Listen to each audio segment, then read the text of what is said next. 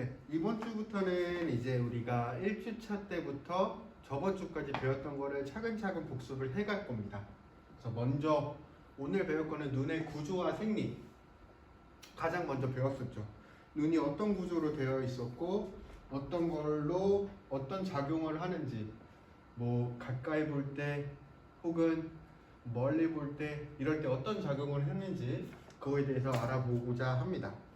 먼저 눈 그림을 먼저 볼 건데, 그래도 우리가 처음 봤을 때보다 1학기 때도 배웠을 거고 요번 학기에 저와 같이 배우면서 이 눈을 보면 아, 이제 대략적으로 어떤 게 어떤 거구나 라는 거는 알고 있으셔야 돼요. 그래서 먼저 이쪽이 동공에 해당하는 거구나, 이쪽이 각막이구나, 수정체구나, 뭐 이런 것들을 알고 있으셔야 되는데, 우리가 시각기를 구성할 때 뭐 안구 부속기가 있을 거고 안구가 있을 거고 시신경이 있을 거예요. 그래서 안구는 요건데, 여기서도 이제 뭐 외막이 있을 거고 내용이 있을 거고 그 부분이 어디에 해당하는지에 조금 이해를 해주시면 좋을 것 같습니다. 먼저 우리가 안구의 외막을 보면 왼층, 중층, 내층 이렇게 세 가지로 나누어지는데, 외층은 말 그대로 끝에 가장 외측에 있는 걸 거예요. 그래서 이렇게 각막 혹은 공막 이렇게 말을 할 거고, 중층이라는 거는 이렇게 중간에 있는 맥락막 혹은 모양체, 그리고 이런 것들이 이제 중간층에 해당하겠죠. 그리고 맥락막, 모양체 혹은 뭐 이런 홍채까지도 중층에 해당할 거고, 내층은 가장 안에 있는 층이기 때문에 망막, 그리고 각각 그것들이 어떠한 특징을 갖고 있는지 조금 알아보고자 합니다. 크게 이렇게 나누어지고, 안구 부속기에 해당하는 건 뭐가 있는지, 외막에는 세 개로 나누어지는데 뭐가 있는지, 그리고 안구의 내용에는 방수, 뭐 수정체 이런 것들이 있는데 이게 어떤 건지, 이런 거는 조금 이해를 해주시면 좋을 것 같습니다. 그래서 지금 이렇게 볼 때랑 그리고 배우고 나서 볼 때는 아, 요게 이런 역할을 했었지, 그리고 이게 안구 부속기에 해당하는구나, 이렇게 이해를 할 수 있으셔야 되는 겁니다. 그래서 외층, 중층, 내층으로 일단 나눌 때 안구를 먼저 외층입니다. 외층은 이렇게 가장 여기 안구로 보면 가장 앞부분 각막이 있을 거고, 이 각막이라고 하는 공막이 있을 거예요. 그래서 눈의 가장 외쪽을 담당하고 있기 때문에 가장 큰 특징은 안구의 형태를 유지한다고 봐주시면 됩니다.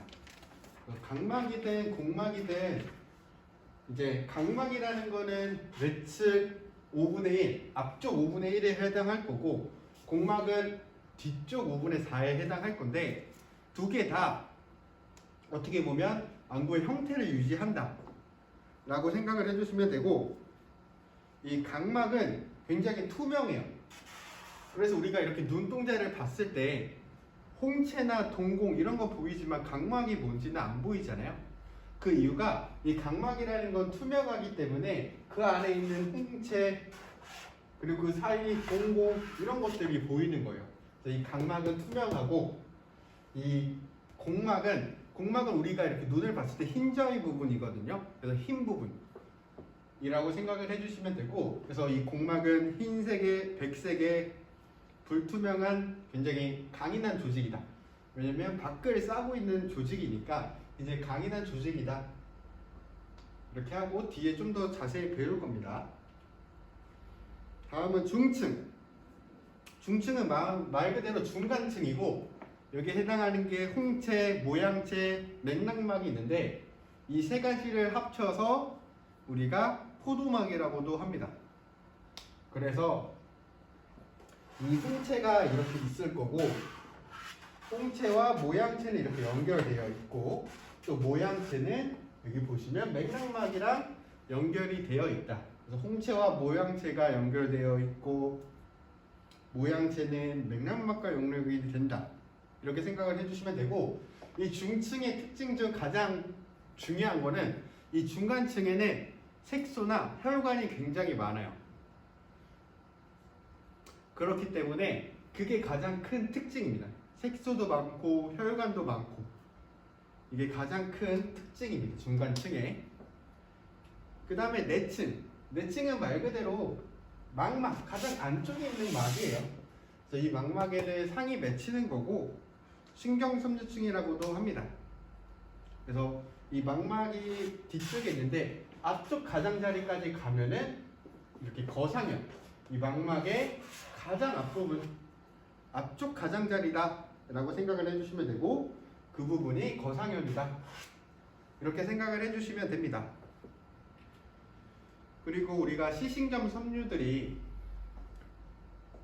망막에는 시세포들이 있잖아요. 그 시세포들이 자극을 받아서 거기서 끝나면 우리가 요거를 인식하지 못해요. 우리가 물체를 보고 아 저기 뭐가 있네, 뭐 예를 들면 이런 매직을 봤을 때 아 이 매직이 있네, 이 매직은 검정색이고 어떻게 생겼네 라는 걸 인식을 하려면 여기서 나온 거에 이제 시세포를 자극을 줄 거고 그 시세포가 받은 자극을 이 시신경들이 뇌까지 연결을 해줘야 되는 겁니다.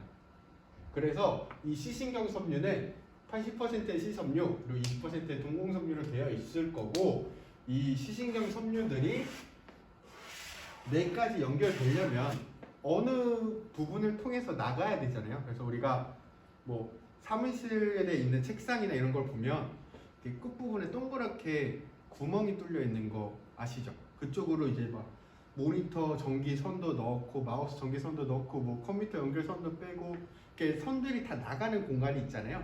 그런 것처럼 이 시신경 섬유들이 나가는 공간이 이제 시신경 유두부라고 봐주시면 됩니다. 그러면은 그 구멍이 있는 곳에는 시세포가 없고 시신경이 이렇게 나가는 곳이니까 이쪽은 통해서는 우리가 뭘 볼 수 없다. 그래서 맹점이다 라고 생각을 해주시면 됩니다. 그 다음에 안구 우리가 내용을 볼 때는 이 수정체가 가장 중요한데 이 수정체가 하는 일 중에서 가장 중요한 게 뭐냐? 그건 바로 조절이에요. 조절. 그래서 이 조절이라는 게 어떤 거고 수정체가 어떻게 되는 거고 이 조절을 하면 우리가 가까이 볼 때는 수정체가 두꺼워지고 멀리 볼 때는 다시 얇아질 거고 이런 게 어떤 건지 뒤에 조금 자세히 배울 건데 이 수정체가 하는 역할 중에 가장 중요한 거는 조절을 한다. 조절작용의 주체가 된다. 이 정도로 생각을 해주시면 됩니다. 그러면 우리가 안구를 이렇게 그릴 거예요. 그럼 여기 가장 앞에 각막이 있겠죠? 그 각막의 중심점을 정극이라고 합니다. 정극. 그리고 그 중심점에서 각막의 휴직선을 그어서 공막과 만나는 부분을 후극이라고 하고 그 정극과 후극을 이은 선을 광축이라고 합니다. 그리고 정극부터 후극까지의 거리를 안축장이다. 여기까지 이해가 됐을까요? 우리가 안축장은 언제 사용했었죠? 뭐 근시나 원시일 때 안축장 길이에 따라서도 근시가 생길 수 있고 원시가 생길 수 있고 그래서 뭐 안축장 길이는 기본적으로 24mm다 라고 생각을 해주시면 되고 안축장 길이는 정극에서 후극까지의 거리다 라고 생각을 해주시면 됩니다. 그리고 이제는 하나씩 배워볼게요. 각막이 어떤 건지 공막이 어떤 건지. 먼저 각막. 이 각막은 말 그대로 가장 앞쪽에 있는 거예요. 그래서 외측막의 앞쪽 5분의 1에 해당할 거고 직경이 11mm 정도인 투명한 부분이다. 그리고 외층에 해당한다고 했으니까 안구의 형태를 유지한다. 바깥쪽 면을 가지고 있기 때문에 안구가 형태가 바뀌는 것을 막는 역할을 한다고 봐주시면 돼요. 그래서 이 각막은 안구 형태의 유지를 한다. 이 부분도 같이 이해를 해주시면 좋습니다. 그리고 이 각막을 통해서 우리가 빛이 들어가기 때문에 이 각막은 투명해야 돼요. 왜냐하면 빛이 들어가야 되니까. 그렇기 때문에 투명한 무혈관 조직이다. 혈관이 있으면 아무래도 투명하기가 힘들겠죠. 그래서 각막은 투명한 무혈관 조직이고 횡경은 10에서 11mm 정도 됩니다. 그리고 두께는 중앙부가 0.5에서 0.8mm, 주변부는 0.8에서 1mm. 아, 중심부가 주변부보다 얇구나. 그림을 보면 중심부가 주변부보다 얇구나 라고 이해를 해주셔야 돼요. 그래서 각막은 중심부가 얇고 주변부가 두껍다. 그리고 중심부의 곡률 반경이 강하다. 곡률 반경이 강하다라는 거는 어떻게 보면 곡률 반경이 짧다라고 봐주시면 돼요. 곡률 반경이 짧다라는 거는 더 원에 가까운 거겠죠? 더 커브진 거니까 중앙 부분은 이렇게 커브가 질 거고 주변부는 약간 비고면 형식으로 이렇게 될 거다. 약간 이런 모양으로 되어 있다라고 봐주시면 됩니다. 그래서 각막은 뭐 외측막의 5분의 1, 앞쪽 5분의 1에 해당하고 투명하고 안구의 형태를 유지하는데 중심부가 중앙부가 주변부보다 얇고 중앙 부분이 곡률 반경이 짧아서 좀 더 커브지고 주변부로 갈수록 완만해진다. 이렇게 생각을 해주시면 됩니다. 그러면 이제 각막이 뭔지는 알겠어요. 그럼 이제 각막이 가지고 있는 특징은 굴절률이 1.376입니다. 굴절률이라는 건 빛을 꺾을 수 있는 능력이라고 봐주시면 된다라고 말씀을 드렸었는데 원래는 이제 굴절률이라는 것 자체가 진공 속에서 빛의 속도와 이 물질 속에서 속도를 나타낸 건데 그렇게 하면 너무 어렵기 때문에 빛을 이 정도만큼 꺾을 수 있는 능력이 있구나 라고 생각을 해주시면 됩니다. 그리고 우리가 각막과 수정체를 통해서 빛을 꺾어줘서 망막에 결상을 시키잖아요. 상을. 그래서 이 각막은 빛을 통과시키는 제1 굴절 매체다. 그래서 안구의 총 굴절력을 우리가 매수로 놨었죠. 정신인 사람을. 맞습니다. 60디오터로 놨을 때 약 80%에 해당하는 거를 이 각막에서 굴절력을 담당을 한다 라고 생각을 해주시면 됩니다. 그리고 각막의 중앙부 부분에는 동공 크기에 해당하는 동공령이 있습니다.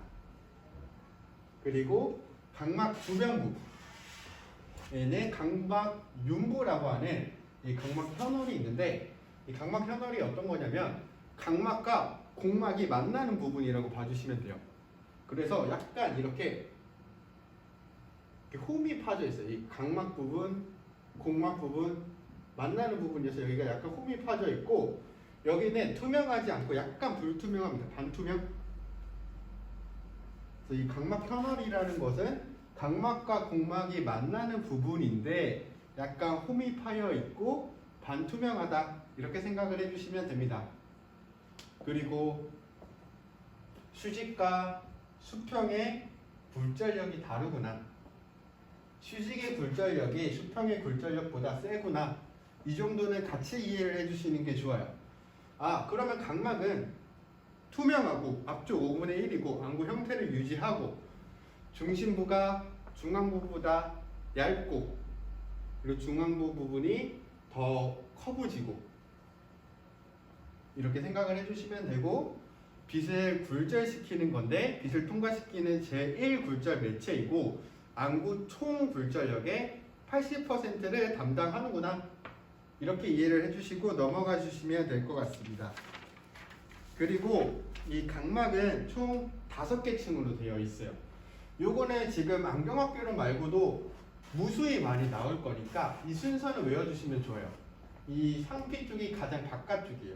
상피, 보호막막, 각막 실질, 데스매막, 각막 내피 이렇게 5가지가 되어 있고 우리가 이 순서나 이 5개의 층은 좀 알고 있으면 좋습니다. 그래서 우리가 각막이 투명한 거를 유지하기 위해서 가장 중요한 역할을 하는 거는 아무래도 각막 내피인데 요거는 후에 2학년, 3학년, 4학년 되시면 자세히 배울 거예요. 어떤 작용에 의해서 각막의 투명성을 유지할 수 있는지. 우리가 여기서 외워야 될 거는 상피, 보호막막, 실질, 데스매막, 내피 순으로 되어 있구나. 이 정도는 외워주시는 게 좋습니다. 그 다음 배울 거는 공막. 공막도 외막이니까 안구의 형태를 유지를 할 거고 요거는 외측막의 뒤쪽 5분의 4에 해당할 겁니다. 그리고 우리가 이게 백색으로 되어 있다고 했잖아요. 그래서 백색의 결합 조직으로 된 강인한 불투명한 막입니다. 우리가 흰자위 부분을 보면 눈에서 안쪽이 보이지가 않잖아요. 안쪽이 뭐가 있고 망막이나 맥락막 이런 게 보이지가 않잖아요. 이거는 불투명한 막이구나 라는 거를 이해를 해주시면 돼요. 그리고 이 공막에는 혈관이 거의 없고 외양근이 부착이 됩니다. 우리가 외양근을 언제 쓸까요? 안구 운동을 할 때 외양근을 쓰잖아요. 뭐 오른쪽을 본다, 혹은 왼쪽을 본다, 아래를 본다, 위를 본다. 이럴 때 이제 근육들을 작용을 하는데 그 근육들이 어떻게 보면 이 눈에 붙어 있어야 되는 건데 이 공막이 가장 바깥쪽에 있으니까 당연히 외양근들이 부착되는 부위는 공막이겠죠. 가장 바깥 부분. 그렇죠? 그래서 외양근이 부착되어 있어서 안구 운동의 지주가 되는 부분이다. 이 공막은 5분의 4, 뒤쪽 5분의 4 그리고 안구 형태를 유지할 거고 백색 결합 조직으로 된 불투명한 막이구나. 그리고 외양근이 부착이 되는구나. 이렇게 생각해 주시면 되고 왜 각막이 이 공막이 하얗게 보이느냐? 혈관이 없기 때문이에요. 그리고 공막을 구성하는 섬유 조직들이 교차되어서 빛을 다 반사시키는 거예요. 모든 빛을 다 반사시키면 백색이고 다 흡수하면 검정색이라고 봐주시면 되는데 이 공막은 빛을 다 반사시키는 거예요. 섬유 조직들이 교차되어 있어서. 그리고 혈관이 없기 때문에 공막이 하얗게 보이는 거고 우리가 공막 아랫부분이 맥락막이에요. 공막, 맥락막, 망막 이런 순서로 되어 있는데 이 맥락막은 검정색입니다. 그래서 우리가 각막이 얇으면 공막이 얇으면 그 안쪽에 있는 맥락막이 살짝 비쳐 보이는 거예요. 그래서 우리가 검정색을 이렇게 흰 종이로 가렸는데 이 흰 종이가 너무 얇아서 안에 검정색이 살짝 보이는 상태. 그러니까 어린이들은 공막이 얇기 때문에 포도막 색소가 비쳐 보여서 약간 푸른빛이 도는 거예요. 근데 우리가 시간이 지나가고 나이를 들수록 그 공막 부분에 지방이 점점 쌓여서 약간 옅은 황갈색으로 변하게 됩니다. 그리고 우리가 시신경이 시세포들이 뇌까지 전달이 돼야 된다 했잖아요. 시세포들이 받은 자극들이 시신경을 따라서 뇌까지 연결이 돼야 되는데 그 시신경들이 왔다 갔다 하는 들어오거나 나가거나 하는 그 공간을 우리가 공막에서는 사상판이라고 한다. 그래서 이 사상판은 시신경들이 들어오고 나가고 하는 공간인데 그 부분은 이 공막이 얇아질 거예요. 이해가 되셨을까요? 공막이 얇아지고 거기를 통해서 시신경들이 왔다 갔다 하는 거예요. 거기를 사상판이라고 하고 우리가 이 각막에서는 사상판이라는 곳이 있고 그 사상판은 시신경이 왔다 갔다 하는 곳이구나 라고 생각을 해주시면 돼요. 우리가 쉽게 눈이라는 걸 그렸을 때 안구만 있는 게 아니라 거기서 받은 자극들이 뇌까지 전달이 되려면 연결 케이블 같은 게 있어야 되잖아요. 그 케이블이 왔다 갔다 해야 되는데 그 케이블이 왔다 갔다 하는 공간을 이제 공막에서는 사상판이라고 하고 그 부위는 다른 곳보다 조금 얇다 이렇게 이해를 해주시면 됩니다. 그 다음은 홍채. 이 홍채는 말 그대로 우리가 포도막은 중층이었죠. 중간층 3개. 홍채, 그리고 모양채, 그리고 맥락막 이렇게 있었습니다. 홍채는 우리가 눈을 봤을 때 그 사람의 눈동자의 색상 있죠. 색깔. 그거를 이제 홍채라고 봐주시면 되고 포도막의 하나로 그러니까 중간층의 하나로 얇은 원반 모양의 혈관과 색소가 풍부한 조직. 우리가 중간층은 혈관도 많고 색소도 많다 했잖아요. 그래서 혈관과 색소가 풍부한 조직이다. 그리고 그 홍채 중앙 부분에는 둥근 구멍이 있는데 그 부분을 동공이라고 한다. 그리고 우리가 아까도 말했듯이 홍채는 모양체와 붙어 있고 모양체는 맥락막과 연결된다고 말씀을 드렸습니다. 그래서 모양체에 붙어 있고 눈 속으로 들어가는 광량을 조절하는 조리개 역할을 한다. 그래서 우리가 밝은 곳에 가면 동공이 작아지려면 홍채가 넓어져야겠죠. 그러면서 동공이 작아져야 되는 거니까 그렇게 빛의 양을 조절하는 조리개 역할을 한다. 이게 밝은 곳에 나오면 빛을 조금만 통과시켜도 되기 때문에 동공이 작아져요. 그러면 홍채가 넓어질 거고 동공은 작아질 거고, 그리고 이 홍채는 우리가 봤을 때 저 사람 눈동자 색상이 갈색이네, 뭐 파란색이네, 이런 눈동자 색깔을 결정하는 게 이 홍채입니다. 그래서 이 홍채에는 멜라닌 농도에 따라서 눈동자의 색깔이 결정이 되는 겁니다. 그 다음 거는 모양체.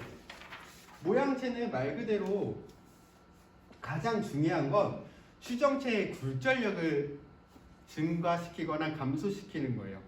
그래서 우리 수정체가 두꺼워지거나 얇아지거나 이런 거를 수정체 혼자 하는 게 아니라 이 옆에 있는 모양체가 하는 겁니다. 그래서 이 모양체의 가장 중요한 거는 수정체의 굴절력을 증가시키는구나 라고 생각을 해주시면 돼요. 그래서 뭐 앞에 삼각형의 짧은 변, 이렇게 삼각형을 그렸을 때 짧은 변은 전면을 향하고 뭐 각막과 공막이 이행부 근처에 위치를 한다, 이렇게 될 거고, 뭐 이런 것들은 같이 읽어주시면서 이해를 해주시면 돼요. 근데 중요한 건 이 모양체가 수정체의 굴절력을 증가시킨다고 말씀을 드렸었죠.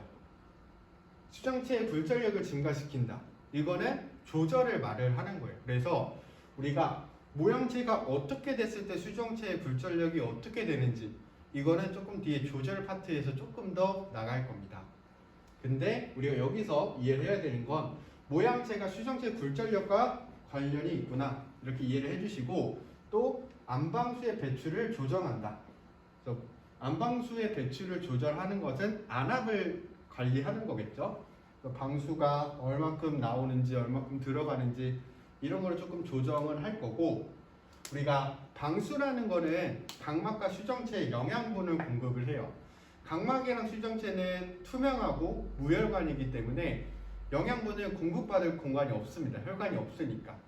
그래서 이 방수를 통해서 영양분을 공급을 받는데, 이 안방수와 관련이 있는 게 모양체입니다. 그 다음은 방수가 바로 나오죠. 그래서 방수가 여기서 생산이 돼가지고 이렇게 해서 이렇게 배출이 되는데, 배출되는 과정에서 수정체에 영양분을 주고 여기서는 동공한테 영양분을 주는 거예요. 그래서 안방을 가득 채우고 있는 액체고 끊임없이 일정량이 생산되고 일정량이 배출이 되는데 모양체와 홍체에서 생산이 됩니다. 주로 모양체에서 생산이 되고요. 그래서 일정한 양이 생산되고 일정한 양이 배출이 돼야 됩니다.